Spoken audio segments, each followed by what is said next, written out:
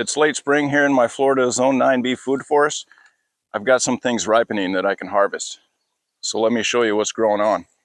I wasn't planning on this being one of them, but cranberry hibiscus, the leaves can be added to a salad. You can harvest from this plant pretty much 9 months out of the year. This is passion fruit season, so let's harvest some passion fruit. See a couple already. Some people might pull their passion fruit right off the vine. I let them fall off the vine first. Here's one. A little chewed up, but that's good. Here's two. Put these in my pocket. And this is what's known as a low-hanging fruit. 3.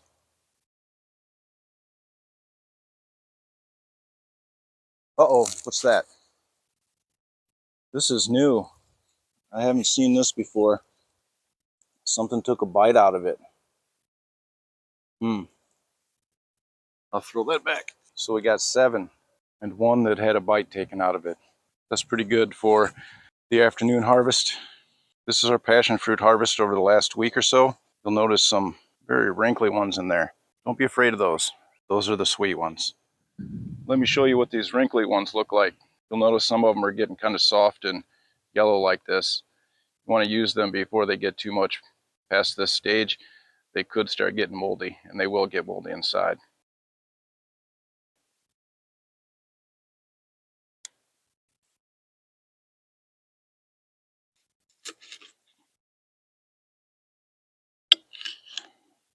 They're extremely sweet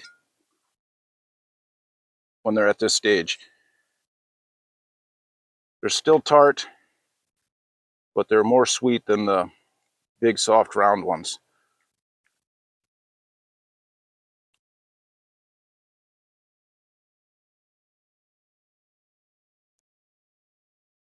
See the color of that?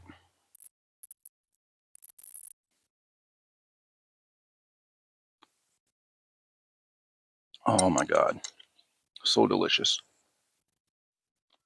This is a sad little rack of bananas that's ripening.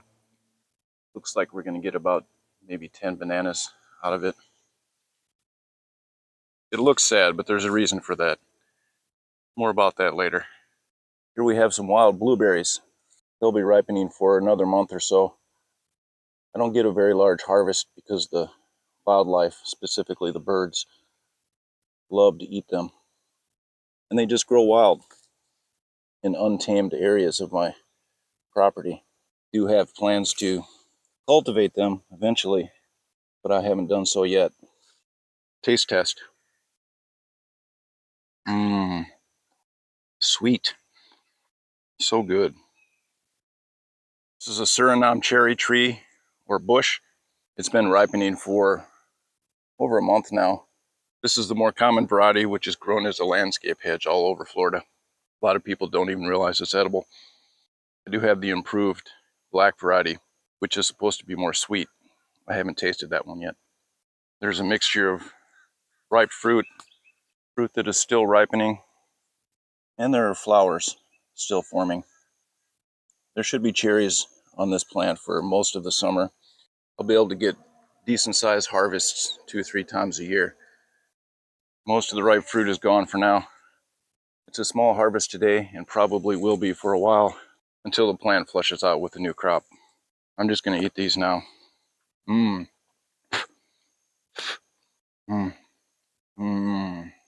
Delicious. This is a sherbet berry tree, or sherbet berry, however you want to pronounce it.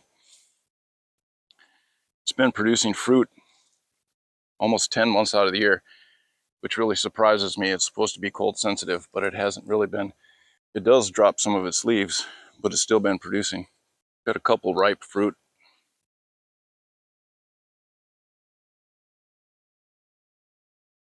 I'm not eating that one. This one looks okay. It has rather large seeds. It's a tart fruit, just a little bit of sweetness, mostly tart. This is a strawberry tree, also known as Jamaican cherry or Muntingia. It's been in the ground a little over a year in my food forest. It is making fruit, which isn't ripe yet. Really looking forward to this. This is one of the most delicious berries you'll ever taste. Truly tastes like cotton candy. Should be full of fruit most of the year once it starts raining. This is a very interesting plant. It's poisonous, edible, and medicinal, depending on who you ask. It's pokeweed that makes these pokeberries. Supposedly both the berries and the leaves are edible. I haven't tried that. Do your homework before you try it. I keep it in the food forest because it's good for chop and drop. It adds biodiversity. The wildlife love the berries, and is potentially edible in a famine situation. It attracts pollinators. Even though it's a weed by some people's definition, it's stacking functions, so I let it grow. If you made it this far into the video, congratulations and thank you for watching to the end. If you want to know more about why I think that banana plant made that pathetic little rack with about 10 bananas on it, I made an entire video about bananas, and I featured that plant in the video. So check the description of this video or the pinned comment, or click right here to learn more about what's going on with that banana plant.